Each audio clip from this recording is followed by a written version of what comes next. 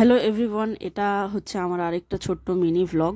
তো আজকে চলে যাচ্ছিলাম হচ্ছে প্রিন্সেপ ঘাটে। আমরা প্রিন্সেপ ঘাটের লোকাল ধরার কথা ছিল, মাঝেরহাট লোকাল, বাট ওটা মিস করেছি, যার জন্য আমাদেরকে দক্ষিণেশ্বর মেট্রো থেকে স্প্ল্যানেড যাচ্ছিলাম, তারপরে সেখান থেকে বাস ধরে প্রিন্সেপ ঘাট।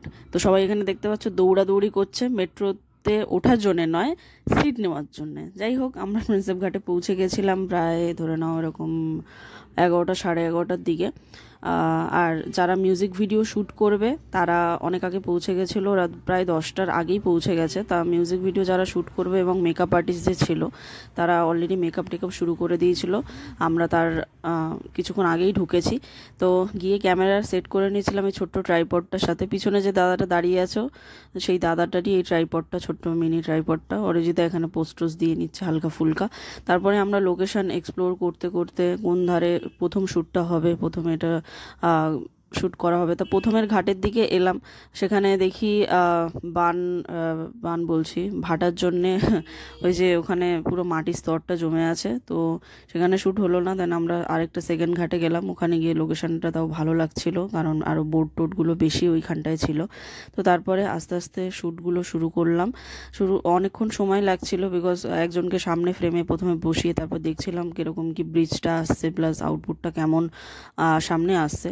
তো সেই হিসেবে তারপর মডেলকে বসালাম, মডেলকে বসিয়ে তারপরে আসল টেকটা নিলাম। 3-4 দিক থেকে টেক নিলাম সামনে থেকে। যাই হোক, এই ভিডিওটা যদি ইউটিউবে আপলোড হয়, যে যখন আপলোড হবে, এডিট করে যখন আপলোড হবে ইউটিউবে, তখন আমি তোমাদেরকে এই ভিডিওর কমেন্টে আমি লিঙ্কটা দিয়ে দেবো, তোমরা অবশ্যই দেখতে পারো, বা কমিউনিটি পোস্টে জানিয়ে দেবো, ইনস্টাগ্রামে ফেসবুকে যেখানেই হোক জানিয়ে দেবো, তোমরা দেখতে পারো। মিউজিক ভিডিওটা খুবই ভালো হবে আশা করছি। কঠিন যে গানটা আছে, বোঝে না সে বোঝে না, সেই গানের মিউজিক ভিডিও এটা। তো ওখানে গিয়ে দেখছিলাম অনেকজন প্রি ওয়েডিং শ্যুট করতে এসেছে, অনেকজন, মানে প্রায় 3টে কাপলকে দেখলাম, তাদের ফটোগ্রাফার, সিনেমাটোগ্রাফার সবাই এসেছে, শ্যুট করছিল।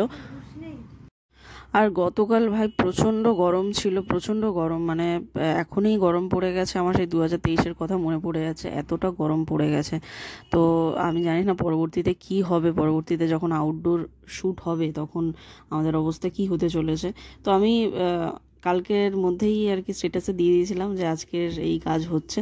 তো দেখতে পাচ্ছ শ্যুট অনেকটাই এখানে কমপ্লিট হয়ে গেছিলো, অনেকটাই কমপ্লিট হয়েছে, বেশিরভাগটা প্রায় বলতে পারো 80% এখানে শ্যুট হয়েছে। দেন 20% শ্যুট হবে শ্যামবাজারের দিকে। তো এখানে দাঁড়িয়ে একটু দেখে নিচ্ছিলাম। প্রিন্সেপ ঘাট আমার খুবই ভালো লাগে, অবশ্যই কলকাতায় যারা থাকে বা কলকাতার বাইরে থাকে তারা এই প্রিন্সেপ ঘাট জায়গাটা খুবই পছন্দ করে। তো হঠাৎ করে পুলিশরা এসে বললো যে জায়গাটা ফাঁকা করে দাও, ভিআইপি আসবে। তো আমরা তো হঠাৎ করেই অবাক হয়ে গেলাম যে কি হলো, এরকম তো কোনো দিন দেখিনি।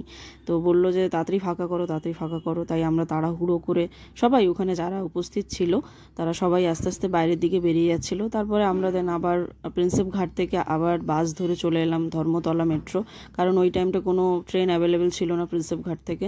ধর্মতলা মেট্রো এসে তারপরে আবার চলে গেলাম হচ্ছে শোভাবাজারের দিকে। শোভাবাজারের দিকে শ্যুট করতে করতে একদম প্রায় সন্ধ্যের দিকে হয়ে গেছিলো।